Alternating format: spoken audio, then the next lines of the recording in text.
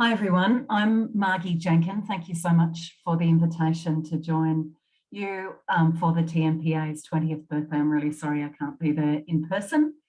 I'd like to start by acknowledging the traditional owners of the land on which we're meeting and pay respects to elders past, present and emerging.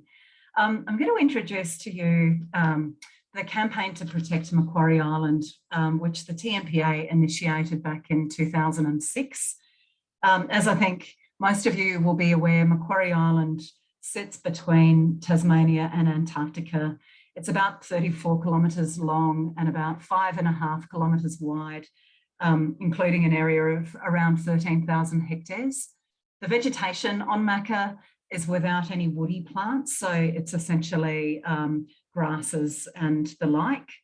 And Macquarie Island was listed in 1997 as World Heritage on the basis of its exceptional geoconservation significance, natural beauty and superlative natural phenomena, including extensive congregations of wildlife. That wildlife, which I suspect you would have seen images of, includes elephants, seals, fur seals. There's 4 species of penguin, various seabirds, 4 species of albatross, 2 species of giant petrels and various burrow nesting seabirds. So it's a rich island. It's tenure of the Tasmanian government, but managed by Parks and Wildlife Tasmania.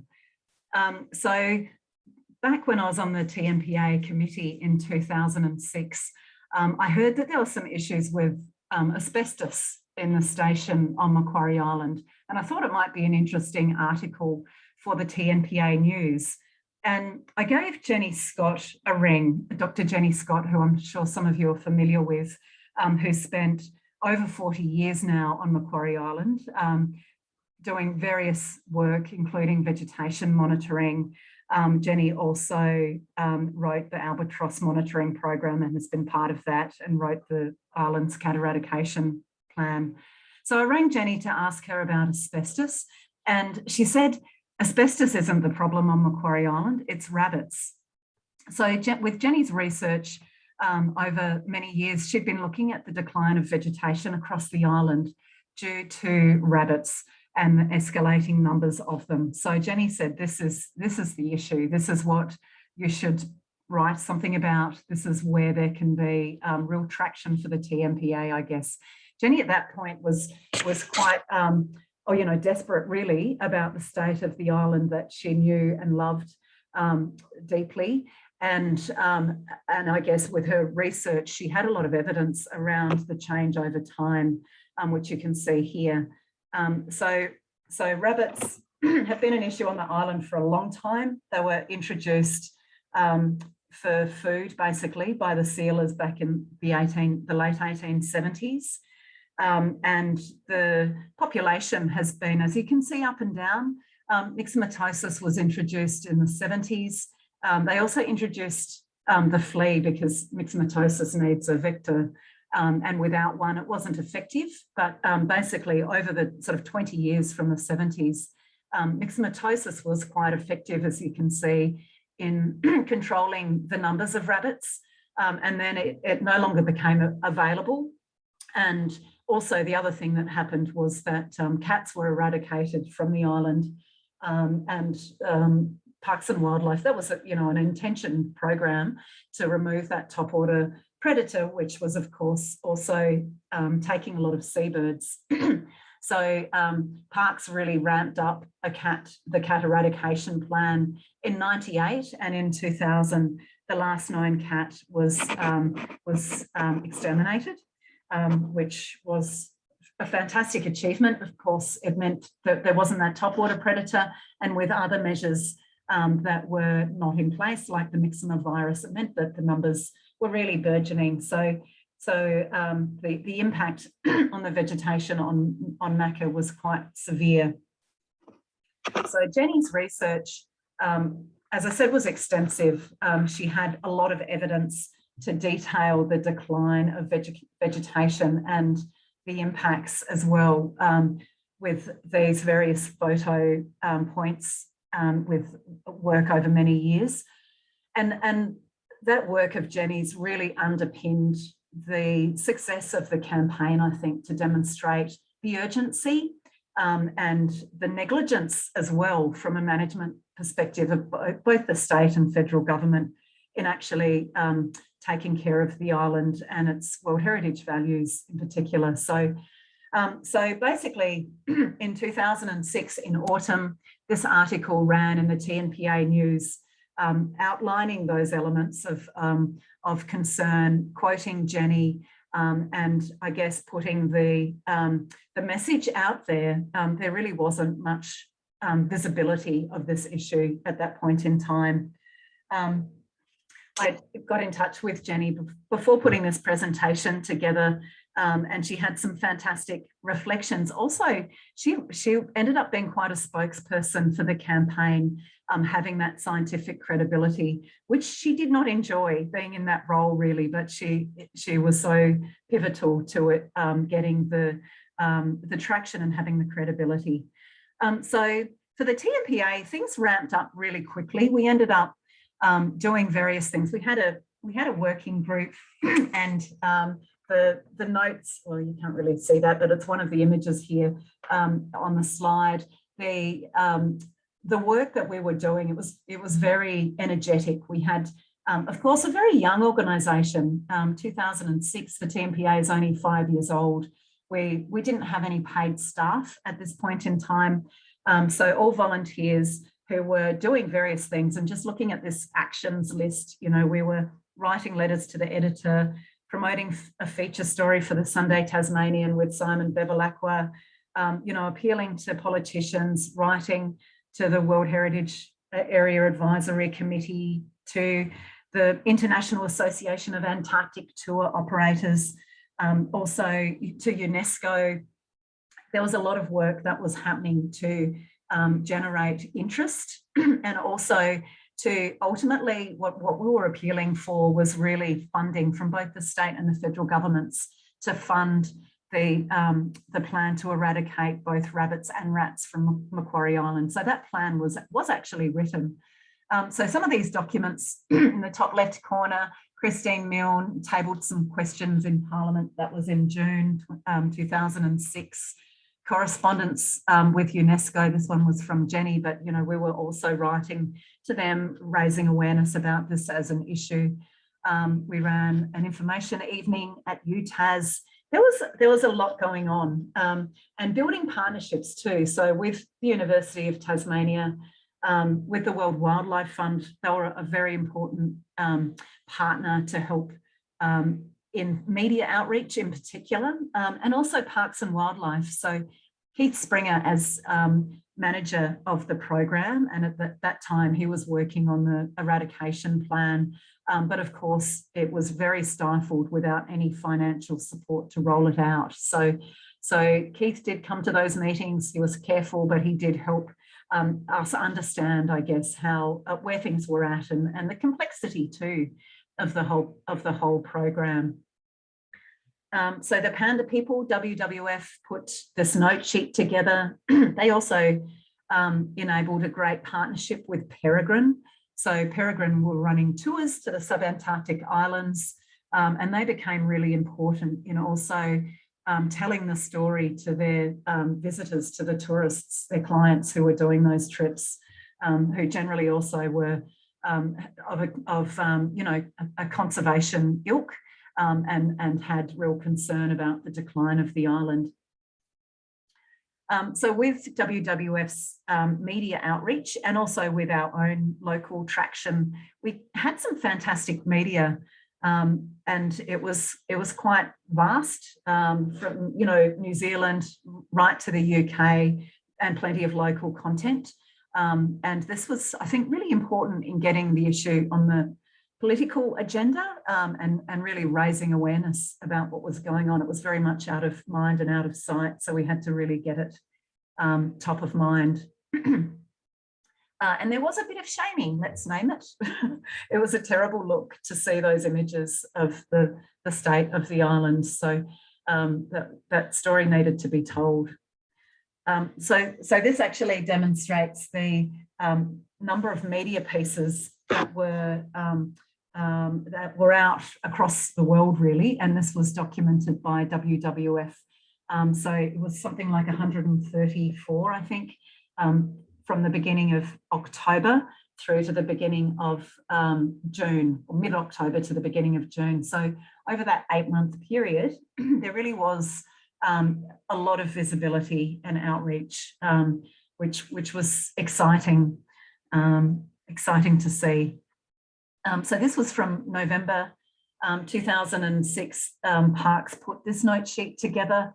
Of course, they very much knew the sort of urgency of the matter as well, but getting that funding was really critical. And it was, we're looking at, just under $25 million. So not to be sneezed at. And there was a lot of argy-bargy between the state and the feds around whose responsibility it was to cough up the cash. Part of the campaign the TNPA ran, we had the good old-fashioned postcard, and also remembering that this is before social media had really taken off. So we weren't doing anything on Facebook or Twitter or anything like that. We did have email, that was pretty revolutionary, but there was a lot of hard copy business going on. So we had, I think it was 1,000 of these that were printed, and they were being sent back into the TNPA's GPO box, and then we were basically drip feeding them through to the federal minister, and just keeping it top of mind for him. Meanwhile, for Peregrine, we had an open letter that their clients were signing on those subantarctic cruises, and many of those were also forwarded to the federal minister. So really powerful stuff, I guess, to be applying that political pressure, as well as on both a state and federal platform having members and the Greens essentially continuing to ask questions and press the issue around a commitment of funding for the campaign. So that partnership with WWF and Peregrine, they also ran this ad, a full-page ad, which was, at least in the Mercury, I think they might have run it in a few other papers as well, but certainly for the state profile, that was pretty powerful. And the TNPA itself was also sending plenty of letters to, Barnaby Joyce, to Peter Garrett and Paul Calvert. Yeah, there was a lot of correspondence that was going on, and all, coordinated through that working group. We were just looking through the notes. We were meeting every 2 weeks at one point, so there was quite a lot going on. Also, Jenny Scott, Jamie Kirkpatrick and Tom Baxter put this report together with WWF, and this includes a bunch of Jenny's work and a lot of those photos, the sort of photo series to demonstrate the damage on the island. And this provided a lot of background with the intention of applying more political pressure. As it turned out, it was actually published just when both governments agreed to fund the eradication plan, which was early June 2007. But a fantastic fantastic paper, a fantastic report, which you can still find online if you'd like to have a look at that. So things got underway. Actually, before the first flight down there, there was a little bit of a send-off that happened at the Botanic Gardens. And Jenny actually just on the weekend sent me some reflections on that I wanted to share with everyone. She wrote, "My best memory from the campaign is at the end, late 2009, just before the first lot of hunters and helicopters were about to leave for the island. Parks held a farewell for them at the Botanic Gardens cafe in the evening. There was several hundred people, I think, politicians vying to speak. It was the flavour of the day. Everyone in the room had ownership of the program. Keith Springer had the grace to invite several of us, original stirrers. I remember standing with Tom Baxter and Louise Crosley, that's the late Louise Crosley, and we stood in the background and just marvelled, and remembering how we agonised about how on earth to get the public aware, let alone interested, to be at that farewell was one of the proudest moments in my life, Jenny wrote. So that was really something. So that was late 2009. There was actually around 2.5 years after that funding had been committed to of planning. So there were 4 staff that were working on the preparation of the program rollout, with everything from permits to dog training and staffing and the like. So there was a lot involved in that preparation. So once things got underway, it didn't entirely go to plan, and you can find this pest eradication report again online that details sort of the rollout of things. So there was some, slowdowns with weather and the like, but it was winter 2010 that about 8% of the island, and it was the southern slopes that were successfully aerial baited with brodifacoum.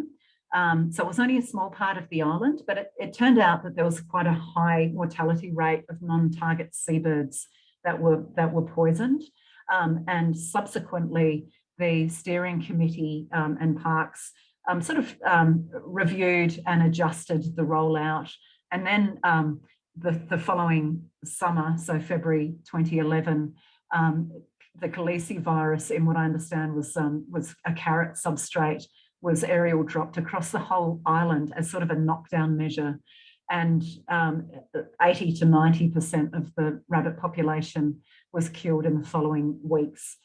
So that meant that there was, when the brodifacoum was again aerial baited across the island, there were fewer animals that were impacted by it, and therefore fewer non-target seabirds that were affected too. So yeah, so that was 2011. Then the subsequent whole of island aerial baiting that resumed, and that was over a 7-week period. And the other thing they were doing was collecting the carcasses following that baiting to reduce the non-target, the impacts on seabirds. So a huge rollout, a huge effort, these photos give you a little bit of the bait there, the extent of the aerial drop that was happening. Really quite a project. So in the period following the baiting, there was subsequently the on-ground work with dogs and trained handlers. This is Hamish, who was one of the first dogs actually that was pulled off Macquarie. I think he had sore bones or interest in being on the couch or whatever else. Anyway, Hamish is here at work, and the dogs were, it sounded like, really quite a they were a big part of the program rollout with the follow-up. So it was in 2014 in April that, with no evidence of any surviving rabbits or rodents, that the project was declared a success, which really is quite phenomenal. So this is at Sandy Bay in 2014, and already you can see the vegetation recovering there. So quite phenomenal. I understand that it has been the largest eradication program of its type. Well, at the time anyway. I don't know if there's been anything in the last few years that has been a bigger project than this, but really, really phenomenal success. So Jenny actually wrote a follow-up article. This was 2014 in the TNPA News number 18, summer 2014, in which she provides an update on the island's recovery. And this is one of the photos that was shared in that issue of the TNPA News that you can look up on the TNPA's website. So quite phenomenal to be seeing the recovery happening there. The dogs were very much celebrated with their own series of stamps. Bondi didn't quite get his own stamp. That was controversial, and neither did Hamish. But for anyone who might want to know more about Hamish, he does have his own Facebook page, so you can find him as Hamish Springer. And to finish off, these are some images that Jenny provided, and very much hot off the press actually. So these are photo points whereby park staff take recurring shots. So the change over time can be tracked. And again, to share from Jenny a few words that she sent through. She said, basically, the recovery has been amazing all over the island and it's still going gangbusters. So these are some of the pics which the rangers take every year. There's still a way to go, but it's incredible, really. She says that there are some sites, mainly where erosion was severe, which are still in the early stages of recovery and will take a while longer, if ever. And she does cite Boa North, Finch Creek and Herd Point as some of those sites.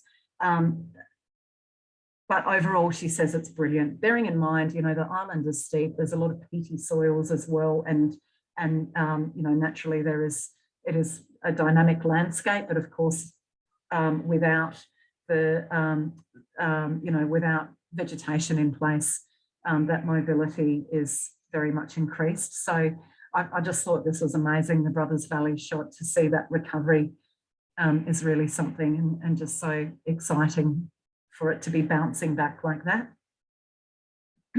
So, oh yes, this is the Finch Creek shot where she said yeah, you know, it's a difficult site. Plenty of penguins up there too. And the Sandy Bay slopes, again, really fabulous recovery that you can see happening here, comparing 2009 to 2021. And to finish, the Sandy Bay Boardwalk. And of course, this was one of those shots that was used in the postcard. So to see that continuation, that is 2019, not from the summer just gone, but still pretty amazing to see that.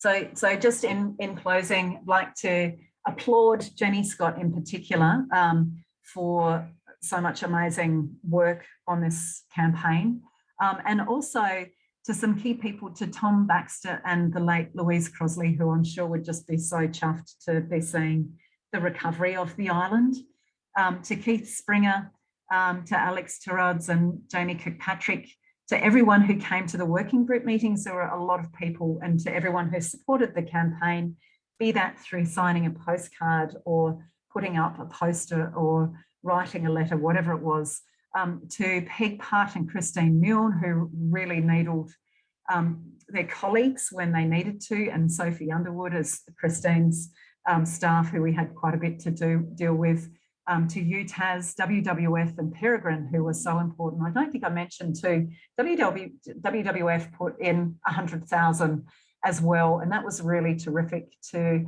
just put that money on the table as an NGO, and then ultimately, you know, for the state and federal governments to equally fund the balance. Yeah, it was just wonderful. To all the journalists who helped tell the story, and to the state and federal governments who ultimately did fund it. To Parks for implementing the program, really complex and challenging, and all the people who've been involved in that, and the Antarctic Division for their support in the delivery. It's just fantastic. And I think a great story of the sort of work that the TNPA can do to bring people together, to build partnerships, and to also engage the community and enable advocacy in important ways and important places. So thanks everybody for this opportunity. You can, as I said, find these two reports if you pop them in the Google machine. Yeah, have a lovely evening and happy 20th birthday to the TNPA. Hooroo.